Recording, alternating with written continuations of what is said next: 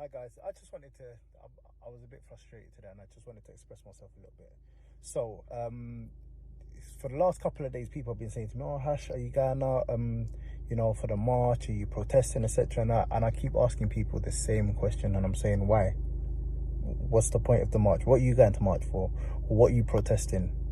And it's sad because I keep getting the same answer. Obviously, man's just trying to thing in it. Obviously, man can't let them do X, Y, and Z. And for me, it's quite basic, and it hurts me in my heart because we have got so many people coming out for a march and you don't know what you're doing or what you're doing it for or what the aim is. A lot of people are doing a march for George Floyd, and I hear the frustration for me as a black man with a big Muslim beard, 6'4", 19 stones. I'm not gonna lie, I am terrified. I'm terrified because I know I tick all the boxes for these authorities to be able to say, yo, he presents a danger. So I fully hear that. However, what I don't hear is man going on marches that they don't know what the reason for. Do you know what I mean? Like, we're not even connecting. That's what kind of bothers me. We're not organized, so there's no one organizing it, and especially within our communities, every single person that I speak to feels like there's only one role within these kind of movements, and it's leadership. No one don't really want to be involved in actual organizing. No one don't want to be involved in putting together databases. No one don't want to be involved in liaising with the structures to say, boom, we're going to carry on marching unless X, Y, and Z happens, because we don't have no plan. We don't have no wider strategic or coherent strategy. We don't know what we want. We're not actually asking for anything. If you really look at it, we're not asking for anything, which is frustrating, because what are you marching for then? Do you know what I mean? It doesn't even make sense. And we keep talking about, yes, we need to do this and we need to do that. It's not like people have started getting killed today. We've got a long list from when Obama was president and before that.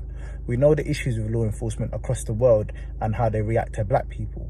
And what we're supposed to be doing is changing those infrastructures and influencing legislation and policies, and we're not doing that. And for me, that is really, it hurts me in my heart, especially when we start looking at looting. Like, for example, 2011, Mark Duggan got killed and we started looting Foot Locker and Curry's. And up to 5-6 years later, people are still getting arrested for that. And it's like, we didn't learn our lesson. And even in sociology, it's called a safety valve. So when there's unrest within a society, what happens is that people go and protest, or they march, or they actually do a civil disturbance. It's called a safety valve, because after you do that disturbance and everything kicks off and things are burning and everything goes wrong, you feel a bit empowered, and then you're like, actually, let me just chill out. I don't want to get nicked. I don't want there to be repercussions or consequences. And you cut. And for me, what we have to do is, let's be honest, we have to have a plan. And I'm just going to make a suggestion. I don't see myself as a leader. I don't see myself as someone just trying to head anything. But I just feel like we should have an idea of what a structure is. And for me, firstly, we need inspirational leadership. We have leaders out there already. We have people like Temi. We've got the Akalas. We've got a lot of leaders. I'm just going to give example, because every community and every different group will have leaders and people that they look up to for inspiration and information and motivation, and we have that. And what we need is, first and foremost, those people to be accepted within all our groups. We talk about we as black people, but it's so easy to become tribal. Even as a Somali person, we've got issues with tribalism within Somalia, let alone East Africa, let alone Africa as a whole and West Africa, let alone with the Caribbean, and let alone with other races. So we really need to start coming together within ourselves. Obviously, that's where mass movements and things like protests and marches come in. When you have that leadership and you've put together an aim for what you're trying to change and a clear, coherent message, that's when you do a march to show how much strength you have. Do you know what I mean? I'll give you an example. If everyone turned around, if we turned around tomorrow and created for example, a Black Power movement, yeah? And got people to register, create a database of people. We said to the people in power, we're not going to vote for you unless you do X, Y, and Z, or unless you promise that you're going to put forward these policies to protect this or to support this specific community, etc. We would then have power. Imagine having millions of people on tap to say, look, we're going to give you 2.5 million votes in this general election if you do what we need. We're not doing that. We're just marching, pulling down statues that have stood there for hundreds of years. Like, it doesn't make that much sense for me. We have to first and foremost have a basis for economy. We have to have like money. We can't do nothing. We can't organize without money. So if we don't have money, what are we going to do? So I do understand people when they're saying support black businesses, but those black businesses, we have to make sure are also supporting our communities. We have to look into politics and representation. The people that you should be canvassing are your local councillors, like myself, for example.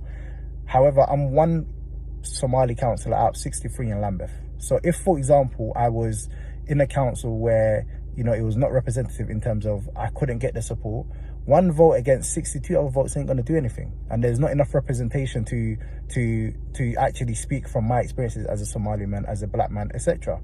So we need to start being represented more. So it can start with actually choosing candidates that represent us and our experiences, or actually stepping forward and putting ourselves in positions where we can be selected and we can sit at the seats of power when policies are being made. This is the same as when you're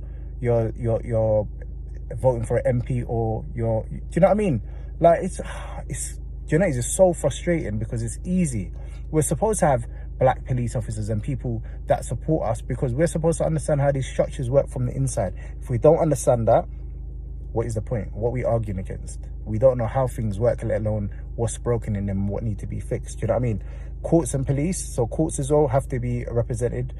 And big one, media. We have to have representation. We have to have our own media. We have to have our own sources of information that are not filtered or are not, you know, owned by one big corporation. And we don't really do that, if I'm honest with you. And for me, it's so frustrating.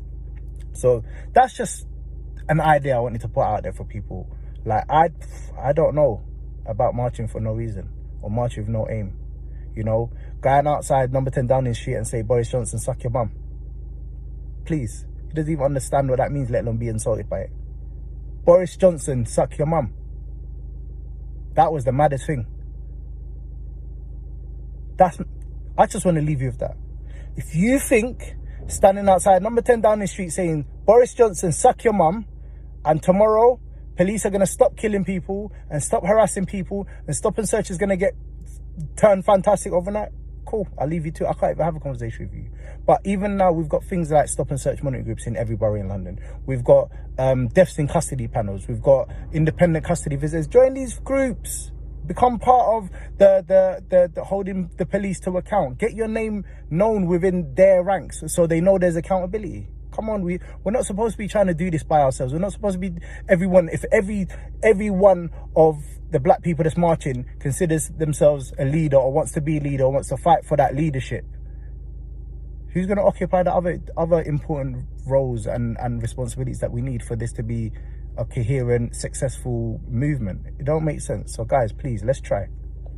Thank you. Sorry, I'm sorry if I'm over talking or some people feel like I'm being negative. I'm just so frustrated.